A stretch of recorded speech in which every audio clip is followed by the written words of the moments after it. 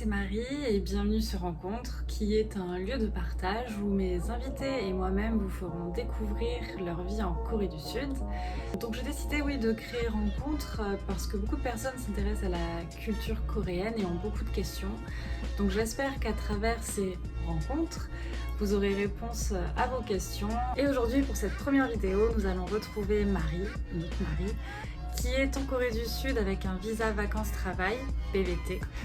Et elle va donc répondre à mes questions sur son parcours en Corée du Sud, des anecdotes, etc., etc. Et on la retrouve dans quelques minutes. Donc ça y est, j'ai rejoint Marie, donc on est chez elle parce que finalement on a eu du mal à trouver un café qui n'était pas bruyant. Mais voilà, donc merci beaucoup Marie pour ta présence avec moi aujourd'hui. Merci de m'accueillir. Avec plaisir. Et donc c'est la première vidéo de rencontre. Et donc aujourd'hui on va parler du visa PVT, donc que tu fais en ce moment et qui arrive bientôt à sa fin. Oui. Voilà. Mais du coup, est-ce que tu peux nous dire la Corée, déjà pour commencer, pourquoi, qu'est-ce qui t'a donné envie de venir vivre en Corée? Alors j'ai découvert, comme beaucoup de monde, la Corée via la K-pop. En 2013, une très bonne amie à moi de l'époque m'a fait découvrir ça. Ma première chanson, c'était une chanson de B1A4, donc tu vois les... Putain mais oui, je me souviens de ce gros... C'est vrai que ça remonte. Ça remonte. Et donc j'ai commencé par la K-pop. Après j'ai commencé à regarder des dramas, des films coréens, bon, surtout des trucs un peu love story. Ouais, mais je pense qu'on a toutes commencé, toutes et tous d'ailleurs. Plus ou moins comme ça, beaucoup en tout cas. Et ensuite au fur et à mesure j'ai juste découvert la culture en général. Et j'étais déjà très fan de manga et ce genre de choses, de la culture japonaise, donc forcément ça m'a pas trop éloignée, même si ça a aussi sa particularité et son unicité. Et juste ça m'a attirée et en 2016 j'ai eu l'occasion de partir en vacances pendant un mois en Corée, un peu toute seule et du coup c'est là que j'ai vraiment découvert ce que c'était de la Corée versus les dramas et les paillettes et la réalité en fait. Et après, en fait, j'ai juste adoré. Je suis revenue en 2019 pendant 3 semaines parce qu'à ce moment-là, ma meilleure amie faisait un stage là-bas. Donc ça m'a donné une excuse en fait pour y aller. Je vais voir ma meilleure amie. Et ensuite, je suis revenue en fait début 2022. À ce moment-là, il n'y avait pas encore les visas qui étaient ouverts. Et en gros, ça faisait depuis vraiment très longtemps, enfin depuis on va dire même 2013 que j'avais envie de venir au moins une fois, ne serait-ce qu'un an vivre en Corée. Ouais, pour être vraiment dans le truc. Voilà. Je travaille depuis quelques années, j'avais économisé, il y a eu le Covid qui m'a fait prendre conscience aussi que c'était en mode genre bon allez, ça suffit, t'es freelance, t'as la liberté de pouvoir partir, c'est le moment, sauf que bien sûr les visas n'étaient pas ouverts. Donc ça a un peu bloqué beaucoup de gens, j'ai l'impression. C'est ça. Dès que le Keta a été ouvert, je suis partie pendant 2 mois avec une de mes meilleures amies aussi. Et je suis rentrée en France, j'ai fait mon visa. Et genre un mois et demi après, 2 mois, j'étais de retour en Corée. Ouais, t'es venue pendant 2 mois en vacances, t'es rentrée en France quelques 2 mois, semaines, le temps de faire le visa et hop, t'étais de retour. C'est ça, parce qu'en fait, pendant qu'on était en Corée, pendant les 2 mois, les visas PVT ont réouvert. Et oui, c'est vrai. Et donc je fais partie de vraiment la première vague de ceux qui ont pris ces PVT là justement. Voilà. Et du coup, je me demandais, parce que bon, il y a eu cette première vague et il y a eu beaucoup de monde. J'imagine qu'on voulu vite partir, non? Qui était en attente. Ah ouais, c'est vrai. Franchement, ça allait. Là, c'est surtout cet été où je trouve que je vois qu'il y a beaucoup plus de monde, qu'il y a vraiment beaucoup de touristes. Mais donc du coup, avec la vague, il y en a eu, mais finalement, ça montre que partir pendant un an, c'est pas si simple. Ça demande de l'organisation, ça demande d'avoir une liberté, et qui était mon cas justement avec le fait que je travaille freelance. Oui, et c'est important aussi. Et pas tout le monde a cette opportunité en fait de partir comme ça. Et du coup, au niveau des démarches, vu qu'ils ont réouvert les visas, ça a pris beaucoup de temps, ça a été... Alors ouais, c'était... donc ça a pris à peu près 1 mois et demi, 2 mois. Ouais, je dirais que vraiment la démarche était plus 1 mois et demi, parce que je pense que les 2 premières semaines c'était plutôt moi qui faisais tous mes papiers en fait. Et le temps de tout organiser. C'est ça, et de bien me renseigner aussi. En fait, je pense que la situation a fait que c'était d'autant plus compliqué que fallait que... Et d'ailleurs, je crois que c'est toujours le cas, ce qui est assez agaçant, c'est qu'il faut, sous prétexte du Covid, sous prétexte qu'il ne peut pas recevoir des gens à l'ambassade en face-to-face, fallait envoyer son passeport. Personnellement, je fais pas confiance à la poste française. Non, et donc c'était hyper stressant pour moi d'envoyer mon passeport parce que s'ils perdent ton passeport, tu dois le faire refaire. Donc tu sais que dans tous les cas, en fait, minimum, ça prend un mois. Genre, voire un mois et demi. Vraiment, genre, c'est le. Parce que je l'ai eu quand même rapidement ma réponse, je l'ai eu dans les temps, quoi. Enfin, j'ai pas eu. C'était pas une période si longue que ça, tu vois. Enfin, c'était pas anormal le temps que ça a mis, quoi. C'est vraiment le truc basique. Et après, c'est plus le côté que. C'est la Corée. La Corée, ils ont une particularité, c'est que leur site internet et ce genre de choses, enfin, je pense que tu sais, c'est la. J'ai le droit de dire des gros mots? Oui, bien sûr. C'est de la merde. C'est de la merde et les informations parfois sont vraiment mal données.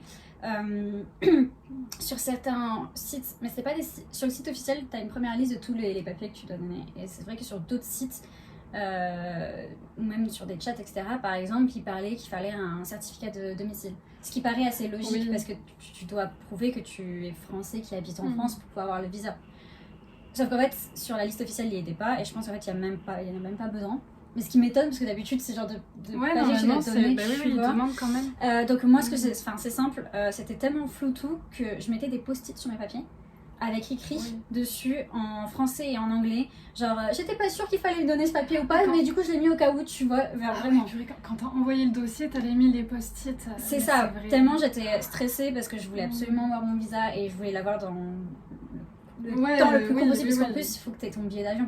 Normalement, t'es pas obligé, tu peux avoir juste te dire genre j'ai tant sur mon compte en banque donc j'ai de quoi acheter mes billets d'avion, mais en général il faut que tu aies ton aller-retour. Donc en plus t'as acheté ton aller-retour et t'es en mode genre par contre si je l'ai pas en temps et en heure je peux pas partir. Donc même pour toi finalement, parce que t'es rentré 1 mois et demi, 2 mois, enfin ça coûte cher un billet d'avion. Oui, c'était un investissement, et surtout qu'en plus moi j'ai eu des problèmes et j'ai dû me faire rembourser mon billet et en racheter et ça m'a coûté genre très très cher. Et surtout qu'en plus quand tu te fais rembourser ça met genre 1 an à ce que tu reçoives le remboursement. Donc j'ai eu la chance, ça arrivait un petit peu plus rapidement qu'un an, mais genre au moins 8 mois je pense pour avoir mon remboursement. Donc voilà. Mais tout ça pour dire que voilà, c'est pas hyper clair et surtout du coup si j'ai un conseil à donner, il y a plusieurs étapes quand tu fais ton visa et les gens censés et organisés vont se dire je fais d'abord tous les papiers. Oui. Et ensuite je paye mon visa. Pour pouvoir dans la foulée ensuite envoyer mon dossier. C'est ça. Commencez par payer. Tout simplement parce que les papiers en fait ça fait... Enfin si, il y a certains papiers que tu dois faire apostiller. Donc c'est-à-dire tu dois... c'est ton truc judiciaire là. Oui, que tu dois envoyer. Voilà, tu dois faire envoyer. Donc ça, le faire en premier dans tous les cas parce que c'est pas compliqué, il faut juste le faire apostiller, donc ça le faire en premier et en même temps payer parce que ça met quelques temps, ça met genre 1 semaine ou quoi pour qu'il valide ton paiement. Ça prend du temps quand même. Hein. C'est ça. Et en fait, il te renvoie la liste de tous les papiers, mais sauf que là, c'est pas la même. Dans le sens où c'est les mêmes papiers, mais ça va être spécifié que certains papiers doivent être en anglais. Ce qui n'était pas spécifié sur le site. Et notamment, je crois que c'était pour certificat médical, je crois, ou un air comme ça. Heureusement, j'avais pensé à demander à mon médecin qu'il le fasse en anglais. Qu'il me fasse une version en anglais. Mais je sais plus si c'était ça ou si c'était les trucs d'assurance ou quoi. Mais il y a certains papiers où là, c'est précisé qu'il faut que les envoyer en anglais, alors que sur la liste de départ, ça n'était pas précisé. Donc en fait, vaut mieux attendre ce moment-là, parce qu'une fois que tu as payé, c'est sûr qu'ils vont te donner la liste détaillée et exacte de tous les papiers qu'il te faut.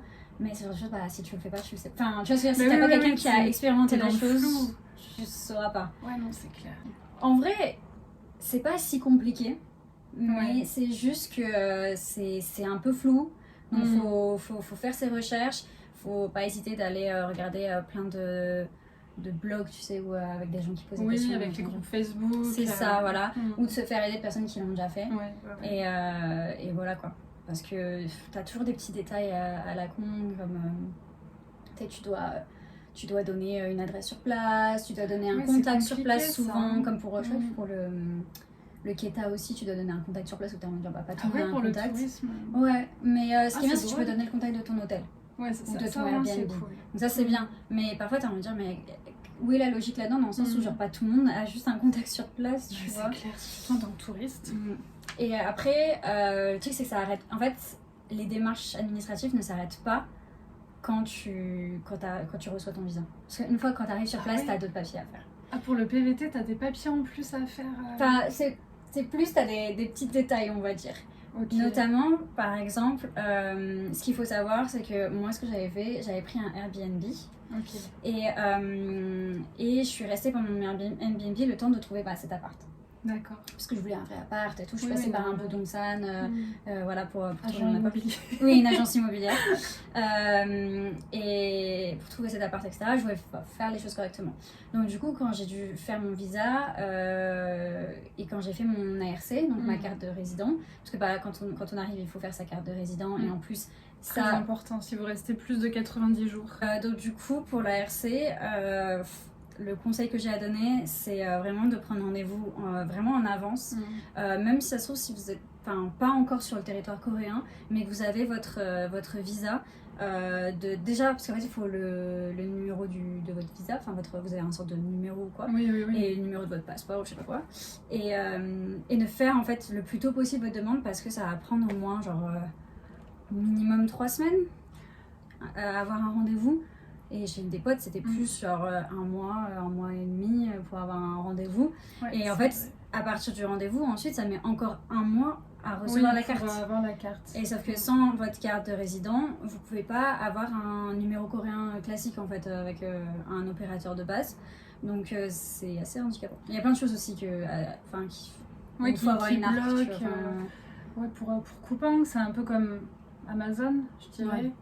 Et ouais, si t'as pas la ARC, tu peux pas commander, donc ça c'est vraiment embêtant, surtout quand t'aménages. Sans numéro coréen aussi, juste il y a plein de choses qu'on peut pas faire. C'est vraiment relou. Et donc du coup, le truc c'est que quand vous faites votre ARC, ce qu'il faut savoir, c'est que si vous changez d'adresse, vous avez 15 jours, 15 jours pour déclarer votre changement d'adresse. Chose qui ne vous est jamais dit. C'est-à-dire que ça vous est même pas dit quand on vous donne votre ARC. C'est pas dit, j'avais jamais vu l'information de nulle part. Je l'ai appris d'une pote, et sauf qu'à ce moment-là, moi j'avais, donc l'adresse sur mon ARC, c'était l'adresse de mon Airbnb. En fait, entre le moment où j'ai fait mon ARC et le moment où je l'ai reçu, j'avais déménagé entre les deux. Donc en fait, si j'avais su, j'aurais dû faire ça. Ensuite aussi, il faut que vous déclariez où vous habitez. Un bâtiment, je sais plus comment ça te rappelle le nom du truc. Moi j'ai pas fait ça. Ah ouais? C'est comme une sorte de mairie et tout, je me rappelle plus le nom coréen. Mais en gros, dans votre quartier, il y en a. Et ça, il faut voir aussi au moment où, si vous passez par un Bodongsan pour avoir un appartement, ils pourront vous aider et vous lui dites qu'il faut vous déclarer, etc. Normalement, ils le font d'eux-mêmes. Moi, je sais qu'en fait, ils n'avaient pas pensé à mon Bodongsan. Et pareil, c'est un truc que j'ai appris bien après. Et en fait, si vous le faites pas en temps et en heure, pareil, vous avez une amende. Une amende qui est très chère. Je crois que ça peut monter jusqu'à 3 millions de won l'amende. Ah ouais, non mais ça va haut, hein, ça va haut. C'est pour ça aussi que je me suis sentie en sécurité quand j'ai choisi cet appart et que je suis trop contente parce que vous le voyez pas, mais il est vraiment chouette. Franchement. Ouais, franchement, je paye pas cher. J'ai réussi à négocier une caution un peu plus basse. Parce qu'en général, pour un one room, c'est genre, de nos jours, c'est 10 millions la caution de base. C'est super cher. One, ce qui fait 7 000 euros. Selon le taux de change, entre 7 000 et 7 500 euros. Déclarer les changements d'adresse. Pour faire du coup en plus ça se fait vraiment rapidement. Ils vont juste mettre une étiquette sur votre ARC avec la nouvelle adresse. Je savais pas que ça se faisait comme ça. Ouais, ça se fait vraiment super facilement, mais juste faut savoir. Et ensuite il y a un autre truc à savoir aussi qui pareil m'a pris de surprise qu'au bout de genre plus de 6 mois de vie en Corée, c'est l'assurance. L'assurance. Alors, en gros, il y a la France et la Corée. Et d'ailleurs, la Corée a fait ce partenariat avec aussi plein d'autres pays, mais donc surtout notre cas en France. Ils ont un partenariat avec l'assurance médicale de Corée qui fait que quand vous êtes pendant plus de 6 mois sur le territoire, automatiquement, on t'attribue cette assurance. Oui. Même si pour avoir ton visa, tu dois avoir une assurance privée que tu as payé bonbon. Sachant qu'en fait, au moment où vous faites votre visa, on vous propose, si vous voulez, vous pouvez prendre l'assurance coréenne, qui en plus, en soi, elle n'est pas très chère. Oui, franchement. Ça va. Elle est pas très chère. Elle est clairement moins chère que celle que j'ai prise, mais moi, elle m'allait mieux celle que j'ai prise. Et c'est juste qu'elle couvre pas non plus énormément de choses. C'est un peu réduit. Je connais pas du tout les détails, mais je pense que pour les gens, moi par exemple, je porte des lentilles, ce genre de choses. Enfin, c'est remboursé quand même. Enfin, l'assurance que j'ai pris moi, c'est remboursé. Je sais pas sur l'assurance coréenne si ça prend en compte. Quoi. Donc voilà. Et en fait, du coup, moi, ce que j'ai fait, c'est que j'ai pris mon assurance privée et je suis tombée malade. Je suis allée chez le médecin. Et donc, au moment de payer, etc., ils me disent, ils me demandent mon arc. Logique, je donne mon arc. Et là, genre, ils me disent, vous avez déjà une assurance, quoi. Et je fais genre... Coréenne? Ouais. Et je fais genre, what? Et heureusement, j'étais avec donc j'ai une excellente amie qui a vécu pendant 6 ans en Corée. Qui parle couramment coréen, plus ou moins, et qui du coup traduisait pour moi. Et du coup, elle me disait, ils disent que t'as déjà une assurance coréenne et tout. Donc tu payais 2 assurances, enfin t'avais 2 assurances. Non, parce que tu payes pas encore en fait. C'est au bout de 6 mois, tu finis par recevoir un papier qui dit genre, ok, maintenant vous nous devez 6 mois de... 6 mois d'assurance. Sauf qu'en fait, ce qu'il faut faire, mais c'est d'une débilité, non mais sans nous. T'es censé avoir une assurance pour avoir le visa, ok, mais bon, ils font quand même ça. Et ça se voulait pour rendre les choses plus faciles, ça ne l'est pas. Parce que du coup, en fait, il faut que tu te rendes sur le lieu du truc d'assurance, et en plus du truc international qui est à Shindolim. Heureusement, c'est à côté de chez moi, j'ai la chance. Mais donc, il faut se rendre à Shindolim et il faut leur dire, je n'ai pas besoin de votre assurance. Il faut amener ces papiers d'assurance privée pour prouver que t'es déjà assuré et que du coup, t'as pas besoin de cette assurance-là, quoi. Ça c'est vraiment pour le visa en soi, même ton arrivée, comment ça s'est passé, ton installation, du coup, un peu mitigé, un peu... Franchement, non, ça va, j'ai eu de la chance. Donc, comme je disais, moi, je suis en Corée depuis 2016, donc je connais les gens sur place. J'avais pour toute la partie de trouver mon appart, par exemple, j'avais soit ma pote qui parle couramment coréen, soit un pote à moi coréen qui m'a accompagnée pendant mes visites. Ah, ça c'est cool. Donc quand j'ai trouvé cet appart, j'étais avec lui. Tous les apparts qui sont dans cette fourchette de prix, c'est des one room d'environ 20-22 mètres carrés. Moi j'ai 30 mètres carrés. J'ai 30 mètres carrés, je suis sur un rooftop, j'ai une grande terrasse. Certes, je suis au 4e étage sans ascenseur, mais ça se fait facile. Et maintenant, j'ai un super cul. Enfin, voilà, c'est ce qu'il dit. Ça, au Summer Body, s'il vous plaît.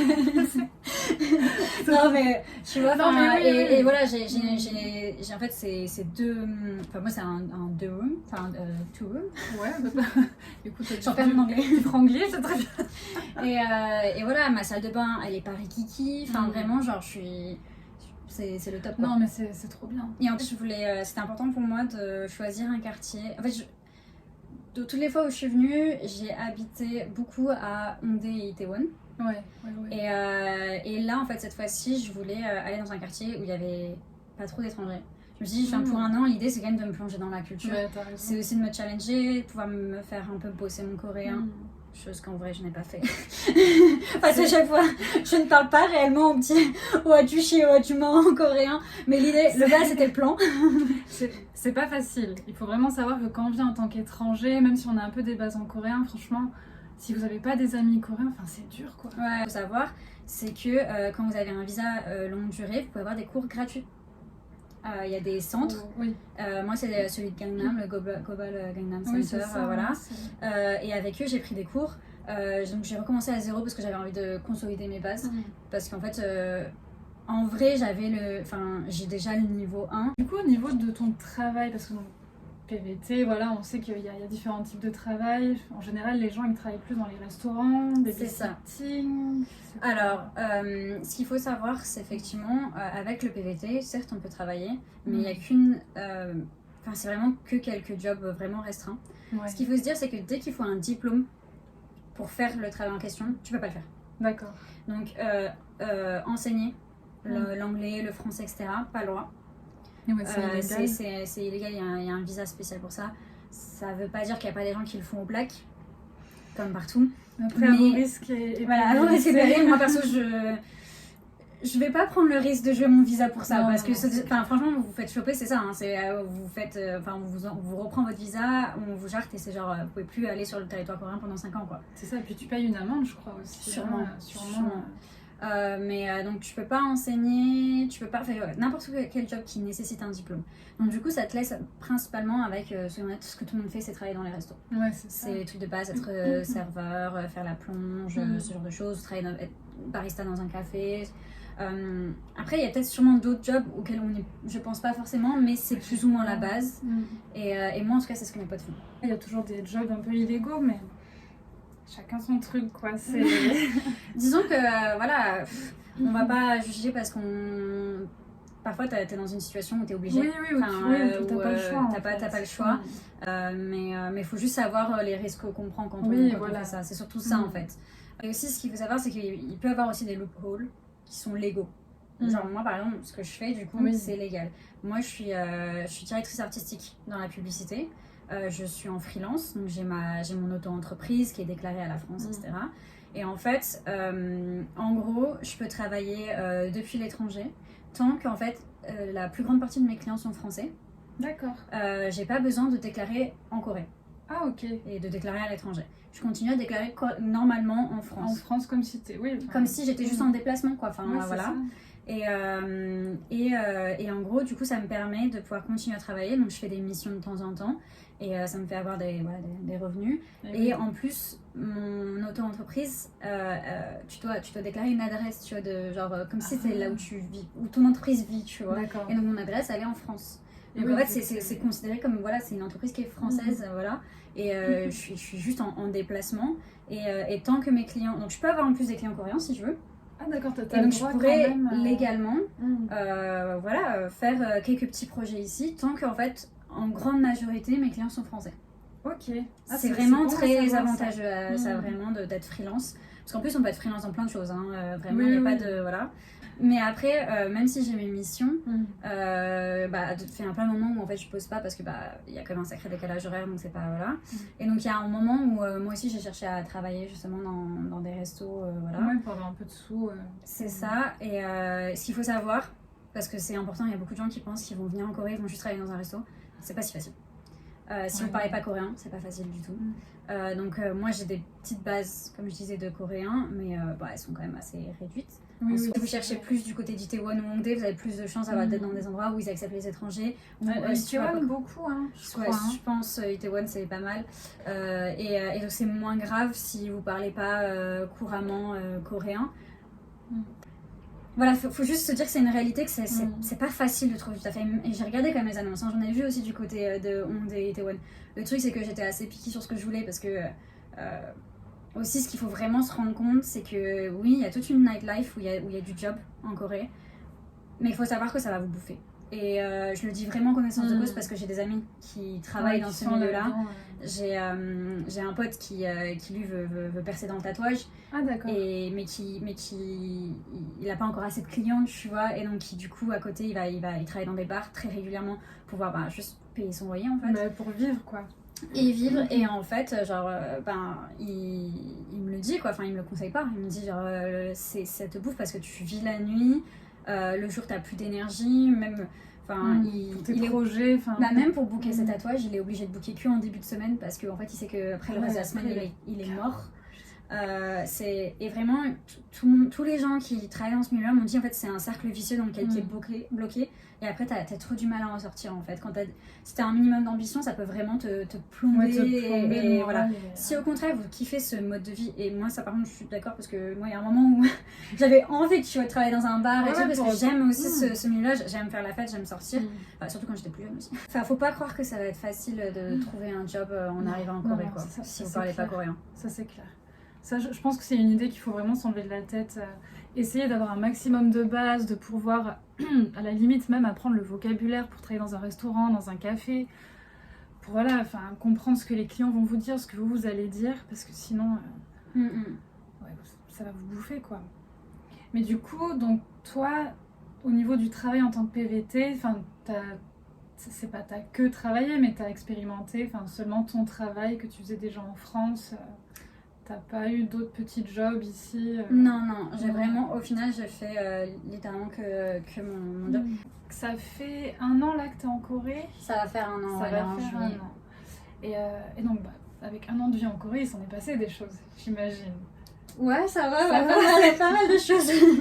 Avec 1 an de vie en Corée, qu'est-ce que tu pourrais nous dire en points positifs et négatifs sur la vie ici Ouais.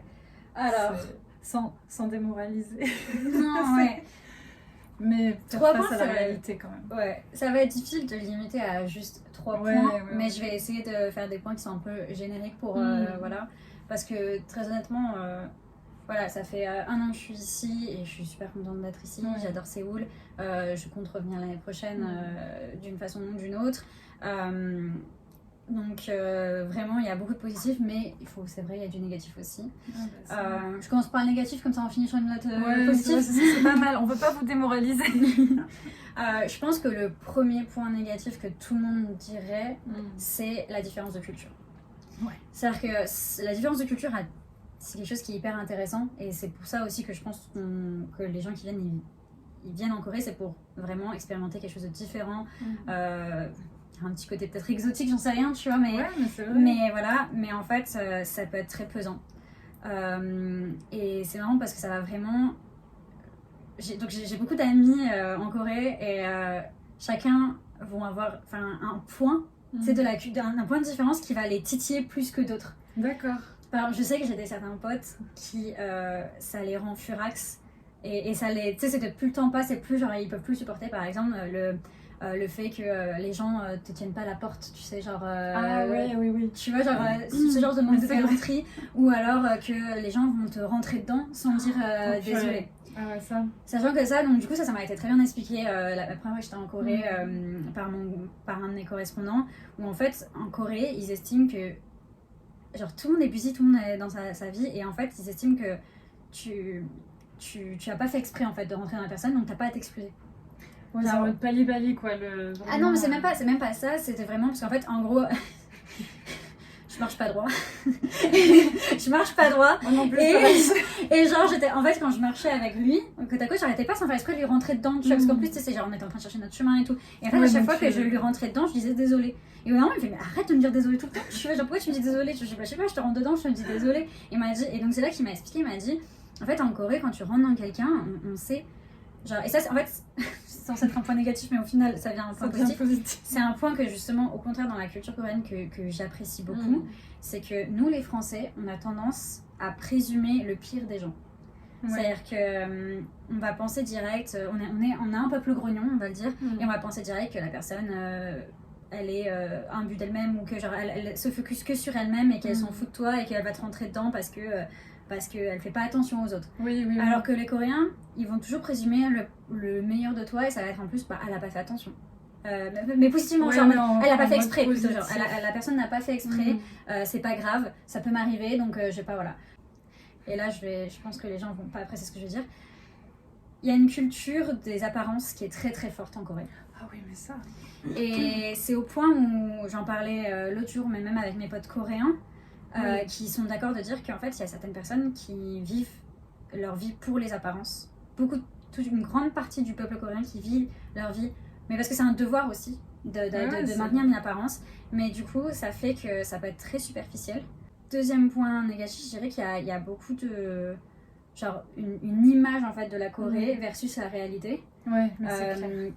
Qui peut faire un peu, voilà, qui peut faire avoir un choc. Et quand je dis que c'est un point négatif, c'est pas réellement un point négatif, c'est plus genre une réalité. Un point, tu vois, genre middle. Quand tu parlais de trucs middle, le middle, c'est de se dire genre, si vous voulez venir vivre en Corée, venez d'abord en vacances. Oui, mais ça c'est sûr. Pas une semaine, genre. Ouais, 1 mois minimum, je dirais, pour... 3 semaines, c'est déjà pas mal, tu vois, parce que pas tout le monde peut se permettre. Et déjà 3 évidemment. semaines de vacances, pas tout le monde peut se permettre 3 semaines de vacances en Corée. Mais vraiment... 2 semaines, 3 semaines pour comprendre un peu plus la culture, voir comment ils vivent réellement, quoi, que c'est pas comme dans les dramas. Et même venir plusieurs fois, comme nous on a fait, tu vois. De venir plusieurs fois en vacances avant de décider de venir emménager ici, parce que c'est vraiment... Déjà, la vie en vacances versus la vie quotidienne, dans un autre pays, c'est pas du tout pareil. Très différent. Et en fait, moi, ce que j'ai ressenti, c'est qu'à chaque fois que je revenais, j'étais pas dans le même état d'esprit. Dans la vie de tous les jours, t'as justement, au contraire, tu vas découvrir une autre facette du pays. Et c'est pour ça que c'est un point qui est ni négatif ni positif. Oui. Parce que, mais il faut juste voir que cette autre facette, moi personnellement, je l'adore. Et il faut voir si elle vous correspond en fait. Mais c'est clair.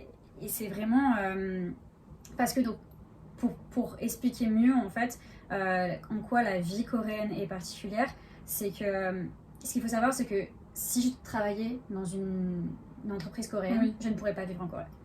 Oui, non. Les horaires, la pression sociale, il y a plein de choses qui fait que c'est très très très dur à vivre. Et c'est pas à la hauteur de tout le monde.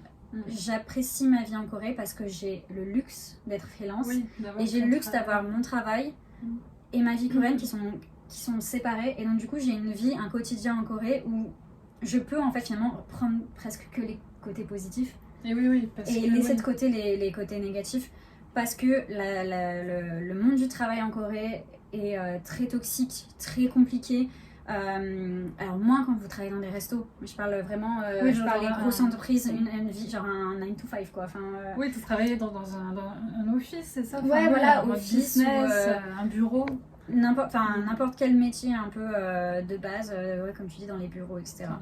Et après, le dernier point, mais en fait tous ces points sont assez liés les uns aux autres, c'est assez similaire, mais le dernier point c'est le racisme. On fait face à du racisme en Corée, c'est un fait. Comme je disais tout à l'heure, on parlait des logements, où je disais genre tu peux te faire rouler. Je disais tu peux te faire rouler, c'est parce que t'es étranger. Bah oui, t'es étranger, parfois ils acceptent pas parce que t'es étranger. Ce qu'il faut savoir, c'est que t'as différents niveaux de racisme selon qui vous êtes, vous allez vivre. C'est un fait. Alors, je suis une femme blanche, soyons honnêtes, je sais déjà que dans ma vie, même en France, j'ai énormément de privilèges. Oui. Et en gros, en Corée, c'est la première fois de ma vie où j'ai réellement vécu du racisme. Et qu'en plus, je sais très pertinemment que j'ai de la chance, parce que comme je suis... Enfin, tu vois, niveau racisme, j'ai le niveau qui est soft. Oui, le plus bas, on va dire. Voilà. En gros, c'est... Votre niveau de racisme, il est en fonction de déjà si vous êtes un homme ou une femme. Si vous êtes un homme, vous allez vivre plus de racisme que les femmes. Et ensuite, c'est votre couleur de peau, tout simplement, vos origines, votre religion, ce genre de choses. Et donc, en gros, le pire, enfin, c'est horrible de dire ça, mais vous avez le plus de chances de vivre du racisme, je pense, que si vous êtes un homme noir ou juste un homme typé. En Corée, c'est là où vous avez le plus de chances d'avoir des situations de racisme. Mais même moi, en tant que femme blanche, j'ai vécu du racisme en Corée. Et il y a toute une notion de racisme qui est très léger, qui est du genre juste les regards dans le métro, les regards des approbateurs sur la façon de m'habiller, parce que quand je disais de trouver son équilibre par rapport à qui tu es, ta propre culture versus la culture coréenne, faut savoir que moi j'ai un style vestimentaire qui peut être un peu extravagant, on va dire. Et en plus, moi je viens du sud de la France, donc j'ai l'habitude, soyons honnêtes, de parfois être à moitié à poil. Genre, il fait chaud. J'aime m'habiller de façon assez sexy. En plus, voilà, il y a plein de choses qui fait que dans ma façon de m'habiller, je peux facilement choquer.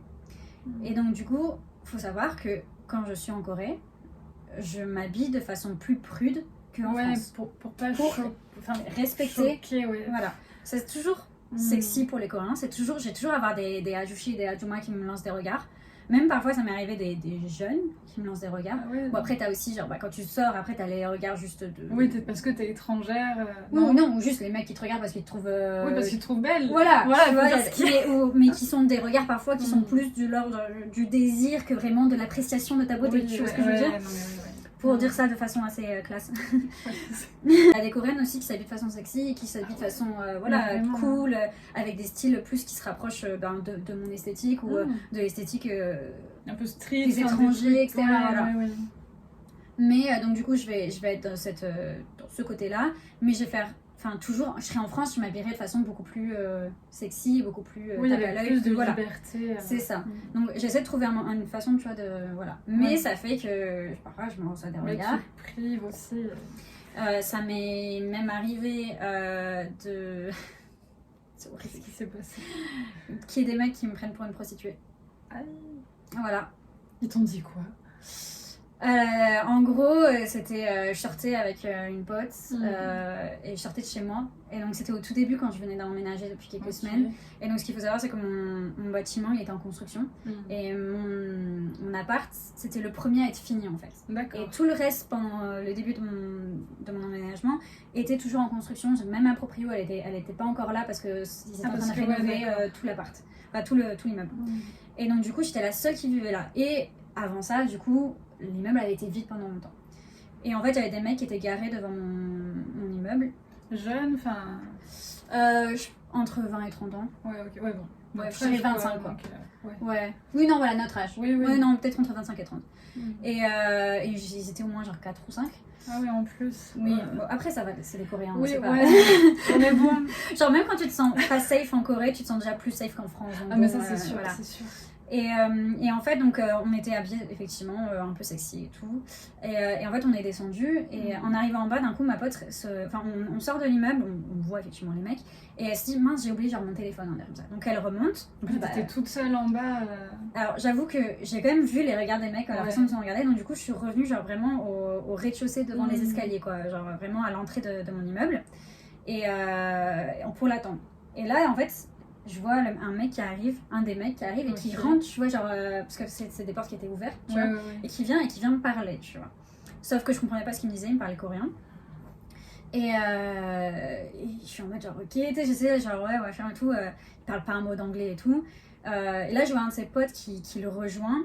Et je vois, tu vois, genre, comme je comprends des bribes, je comprends qu'il lui fait genre, non mais frère, arrête, ou quoi, tu vois, genre.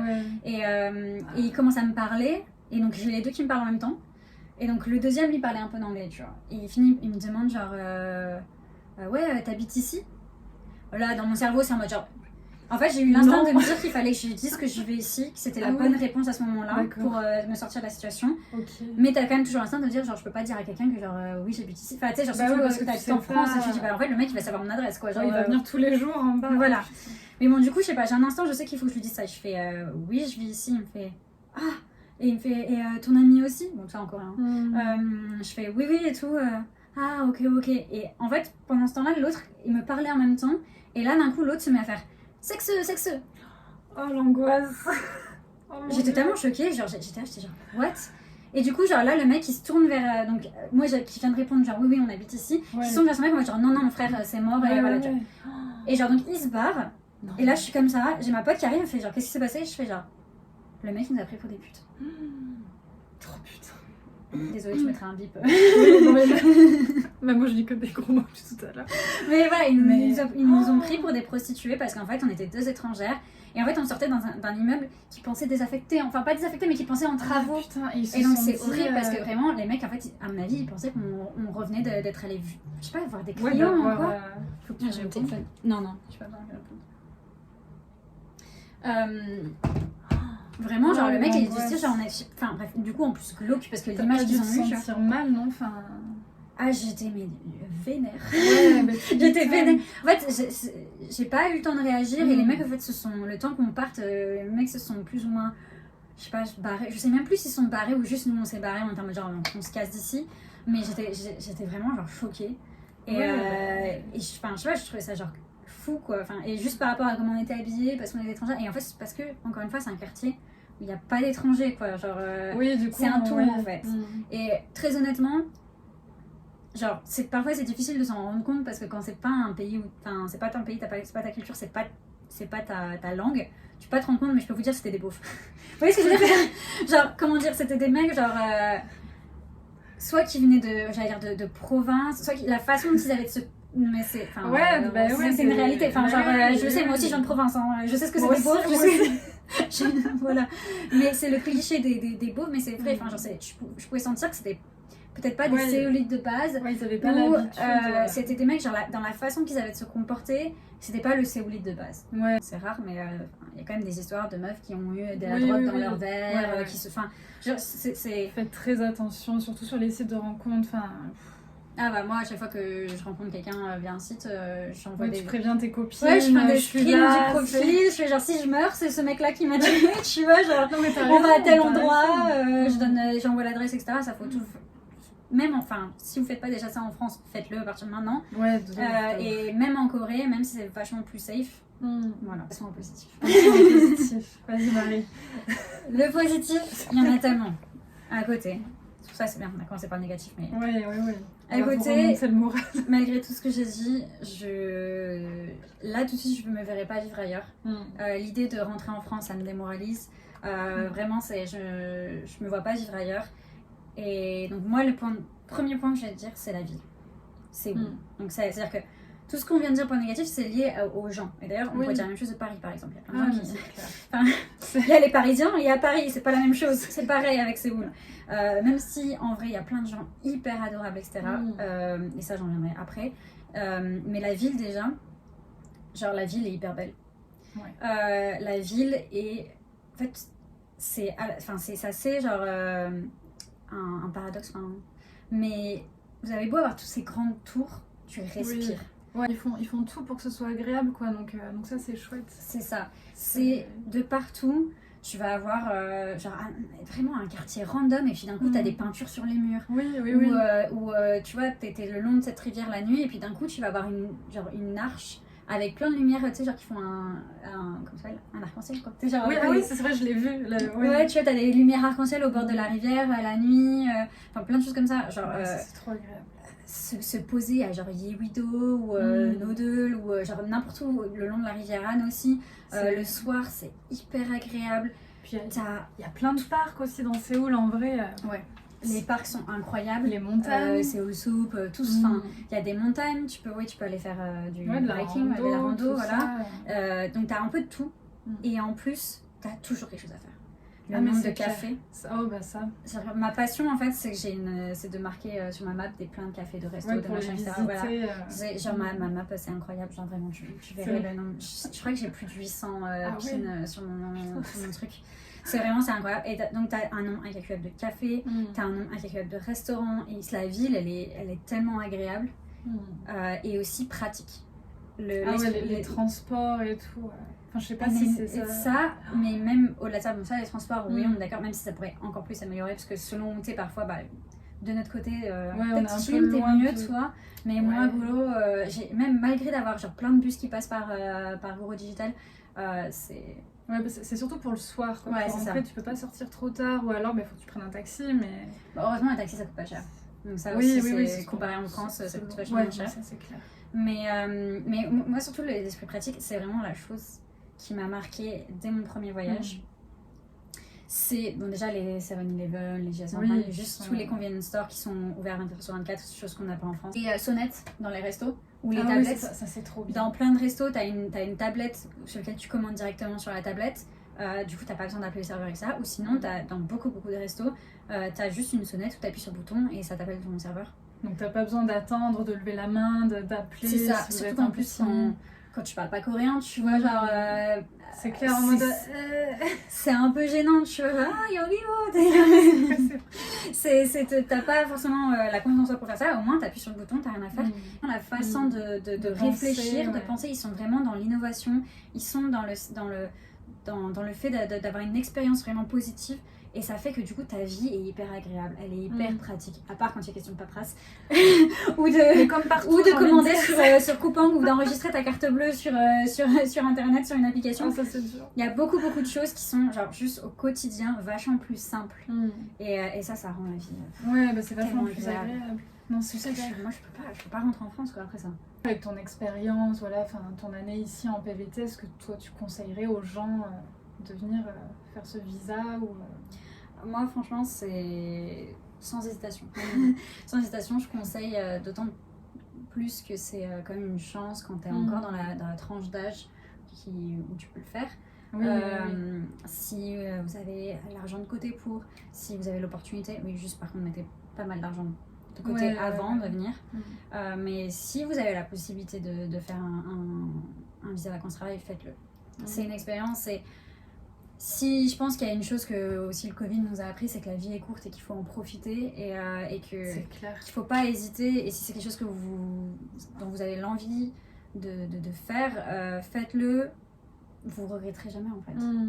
Et au pire aussi, il faut se dire genre, vous avez un visa d'1 an.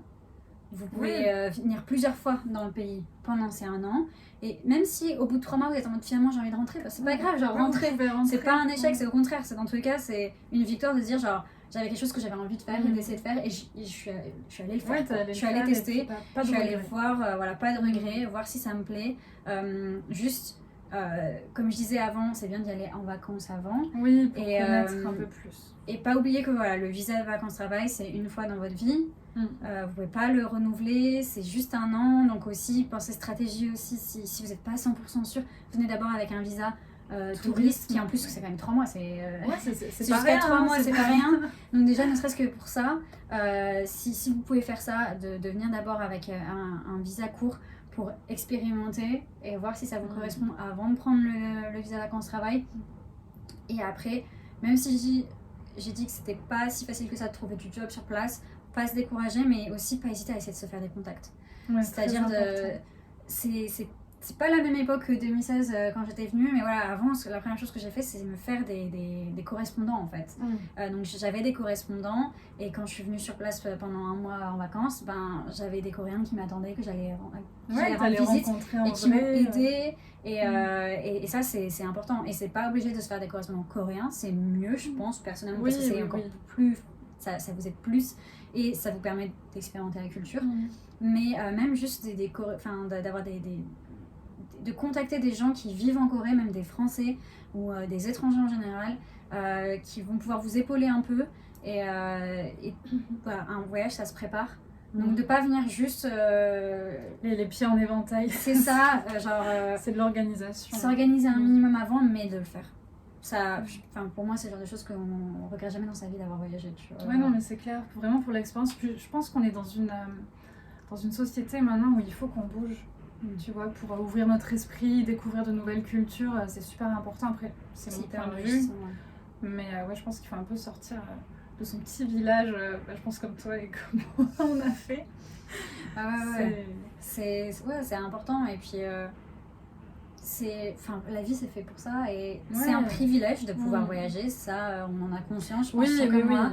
Que c'est bien beau de dire, genre, faites-le, mais il y a plein de gens qui ne peuvent pas, qui n'ont pas les moyens, ou qui ont des situations plus compliquées. Voilà. Comme je disais, moi, j'ai le privilège d'être freelance, et c'est ça qui me permet de le faire. Donc, si vous pouvez, faites-le. Si vous pouvez trouver une façon aussi d'améliorer votre situation pour que ça vous le permette, faites-le. De toute façon, je veux dire, vous êtes jeune parce que c'est oublié, parce que de toute façon, il faut avoir moins de 30 ans pour avoir le visa. Mais voilà, vous êtes jeune, vous avez la vie devant vous. Aussi, voilà, quand on a moins de 30 ans, oui, on est jeune. Oui, 30 ans, on est jeune. Et même après 30, on est jeune jusqu'à... Non, ça va être terrible ce que je veux dire. Arrête-toi là. Alors, non, mais on est jeune, on est tout le temps jeune. Tant que vous avez une mentalité de jeune, vous êtes jeune. C'est le plus important. Mais si vous pouvez... De toute façon, là, on parle du visa vacances-travail. Oui, donc c'est jusqu'à 30 ans. Voilà, la vie, elle est faite pour être vécue, elle est faite pour... Mais c'est clair. Et c'est très beau de dire ça sur la fin. Très philosophique. De cette rencontre avec Marie, que je remercie beaucoup. Merci beaucoup pour le partage de ton expérience. Si vous avez des questions par rapport au PVT, moi je ne sais pas si je pourrais y répondre, mais voilà, vous pouvez toujours mettre dans les commentaires, je vais avec Marie si elle peut y répondre ou quoi. Si vous avez des choses à rajouter, n'hésitez pas. Voilà, c'est l'expérience de Marie. Tout le monde ne vit pas la même expérience en tant que PVT. Ouais, aussi, je tiens à dire que j'ai partagé mon avis. Voilà. Je me porte totalement responsable de mon avis aussi, et c'est pas ta responsabilité de mon avis, comme je dit aussi. Voilà, on partage les expériences en fait. Et oui, chaque expérience est unique, mais c'est bien aussi de les partager pour s'entraider en tant qu'étrangers qui viennent en Corée, quoi. Parce que c'est pas simple de voyager. C'est pas simple. Pas aussi simple. Il y a beaucoup de solitude aussi, préparez-vous à ça. On en a pas parlé, mais c'est un parcours qui... c'est pas facile.